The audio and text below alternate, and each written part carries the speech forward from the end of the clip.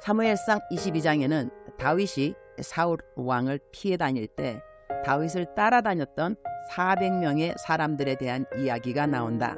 이들은 훗날 다윗이 왕이 되어 그 나라를 새롭게 할 때 주축이 되었던 인물들이다. 그런데 1절과 2절에서 훗날 새 나라의 주역이 된 사람들을 소개하는데 그들은 환난당한 모든 자, 빚진 모든 자, 마음이 원통한 자들이었다. 그들은 그 시대의 눈으로 보기에 실패한 인생들, 형편없는 자들이었다. 그런데 성경은 이들이 훗날 새 역사의 주인공이 되었다고 가르친다.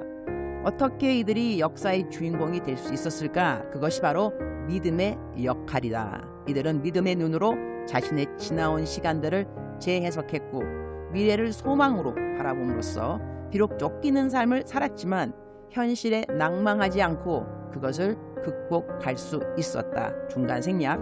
도대체 무엇이 그들의 삶을 변화시켰는가? 그것은 그들로 하여금 자신이 누구인가를 자각하게 함으로써, 즉 정체성을 재확인하게 함으로써 가능한 일이었다.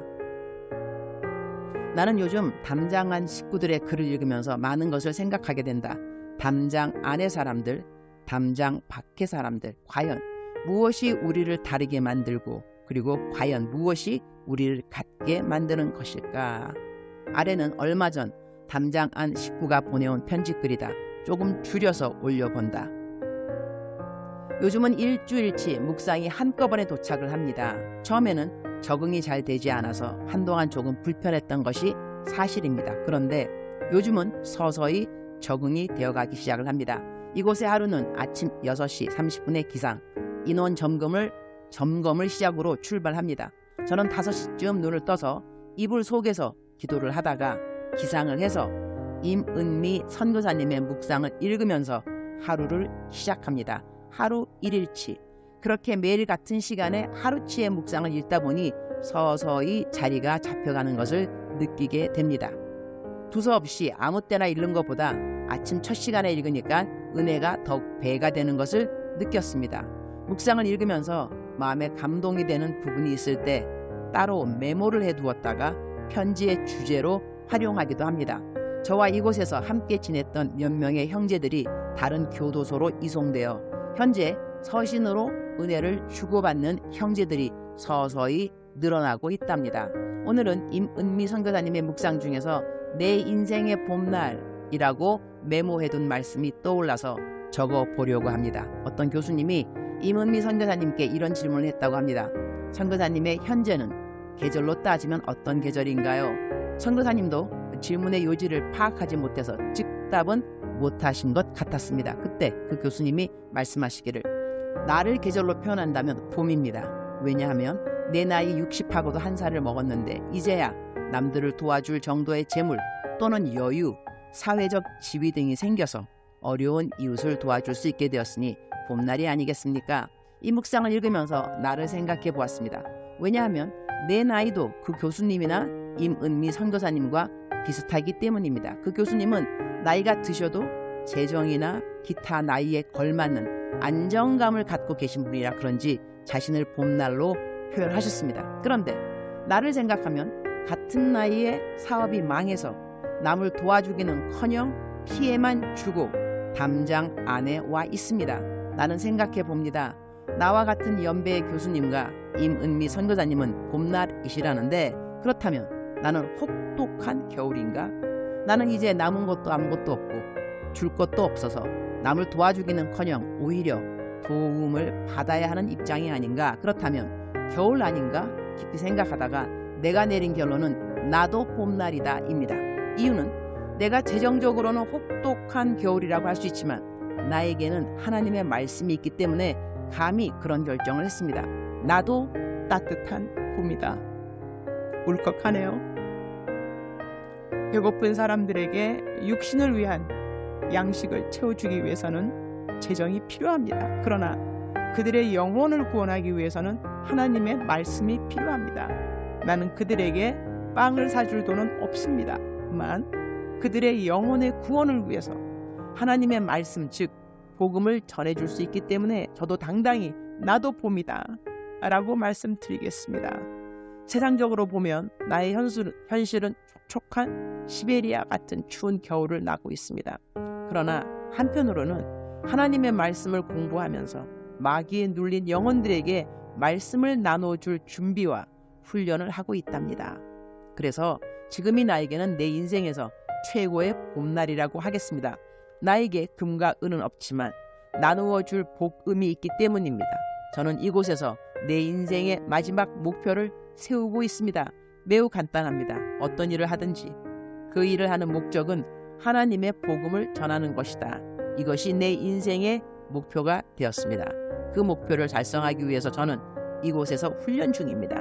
전에는 오직 돈을 위해서 달려왔다면 앞으로는 하나님의 복음을 위해서 달려가겠습니다. 사업이면 위대한 사업가로, 봉사면 더 큰 봉사로 하나님의 최고의 복을 받는 사람이 되겠습니다. 감사합니다. 프리즌 리바이벌 형제님들 파이팅 하세요. 여기까지가 그분의 편지였고요. 제 아래부터 저의 묵상입니다. 참된 복음의 진리를 깨달은 자들의 꿈과 목표는 담장 안이나 담장 밖이나 동일한 것임을 감사드린다. 우리말 성경 사무엘하 20장 24절. 아도니람은 감독관이 되었고 아힐룻의 아들 여호사밧은 역사를 기록하는 사람이 되었으며 25절. 수아는 서기관이 되었으며 사독과 아비아달은 제사장이 됐습니다. 26절. 야일 사람 이라는 다윗의 중요한 신하가 되었습니다. 다윗의 곁에서 다윗의 주축이 되어준 리더들의 이름들이 나온다.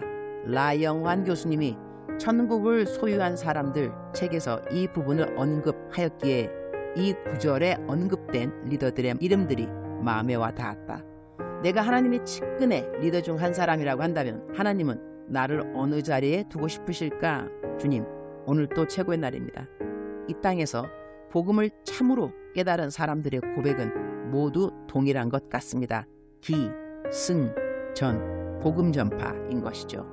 우리의 삶이 어떻게 시작됐든지 간에, 우리들의 삶의 과정이 지금 어떠하든지 간에 우리에게 주어진 모든 것은 복음을 위하여 사용되어져야 하는구나 하는 것을 다시 한번 생각하게 됩니다.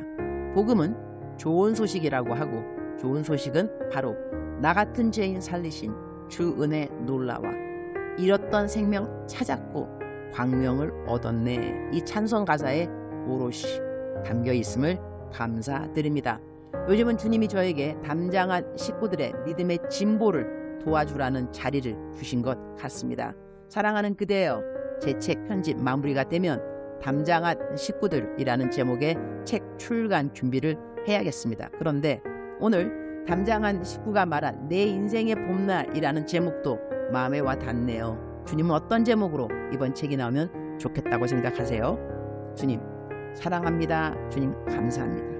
오늘 또 우리 주님 저를 보시면서 하루 종일 기쁘시면 참 좋겠습니다.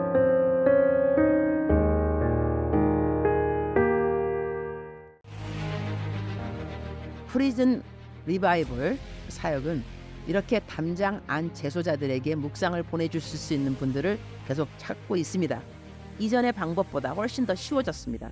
그리고 이전에는 매일이었는데 이제는 일주일에 한 번만 하면 됩니다.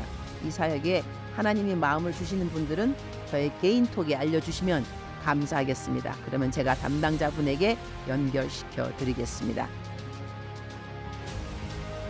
우리나라의 모든 구치소와 교도소에 하나님의 말씀의 물결이 넘치는 날이 속히 오게 될 것을 믿는다.